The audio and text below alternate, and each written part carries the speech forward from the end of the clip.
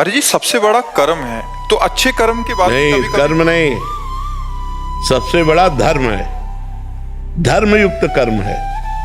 अगर केवल कर्म है तो कर्म तो सब कोई कर रहा है, लेकिन दुर्गति को प्राप्त हो रहा है। धर्म युक्त कर्म। तस्मात् शास्त्रम प्रमाणम ते कार्या अकार्यो व्यवस्थित। क्या कार्य करना चाहिए, क्या नहीं करना चाहिए, ये शास्त्र प्रतिपादित धर्म, धर्म युक्त कर्म, ना कि केवल कर्म। धर्म युक्त कर्म ही सबसे बड़ा है। अगर धर्म युक्त कर्म नहीं है तो वो कर्म किसी काम का नहीं, वो दुर्गति कराने वाला बनेगा। जो धर्म से अलग कर्म है।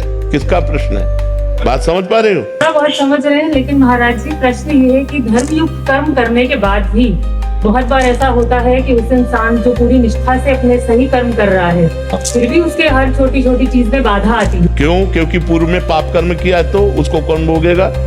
आज खेती जो बोई है, अभी काट लो कि 6 महीना लगेगा उस फसल को, लेकिन आज जो खा रही हो वो पूर्व का बोया हुआ है, पूर्व का किया हुआ पाप कर्म तुमको धर्म करने पर भी असफलता और निराशा और अशांति प्रदान करेगा। उसको सहो और धर्मयुक्त आचरण करो तो आगे सही हो जाएगा, तो आगे आपका जीवन सही हो जाएगा। हमारे भगवान के ऑफिस में कोई गलत निर्णय नहीं होता, राय से पाए नहीं। जो कर्म किए हो उसी को भोगना पड़ेगा। कर्मों का हिसाब देखो कैसे कैसे हमारे कर्म कैसे हैं। हम भगवान को कोसते हैं, लेकिन ईमानदारी से अपने कर्मों का अगर चिट्ठा हम खुद जांचें तो ऐसे होगा, ऐसे केवल ऐसे होगा। हम लोग अपने दोषों को छुपाकर, अपनी गलतियों को छुपाकर फिर धर्म और भगवान को कोसते हैं। नहीं, ये ठीक नहीं।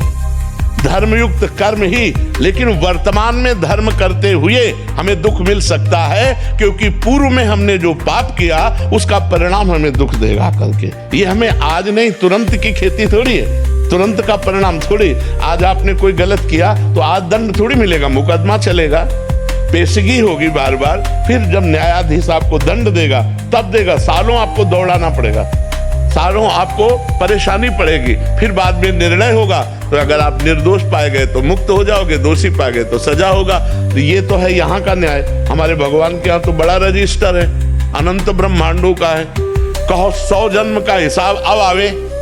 भीष्म जी कह रहे हैं 6 महीना से मैं बाणों की सैया में पड़ा हूं, मैंने कोई ऐसे पाप नहीं किए, 70 जन्म देखने। बोले और आगे देखो। हमारे भगवान का जो रजिस्टर है वो थोड़ा खुलता लेट है, लेकिन जिस दिन खुलेगा उस दिन राय पाई का हिसाब एकदम करेक्ट होगा। तो हमारे तो हजारों अनंत जन्मों का हिसाब किताब भरा है। इसीलिए भजन कर लो, जिससे पाप नष्ट हो जाए और तुम सुखी हो जाओ। अपनी बुद्धि काम नहीं करेगी। राधा राधा राधा भगवान की शरण में होके चलो तो आनंदित हो जाओगे।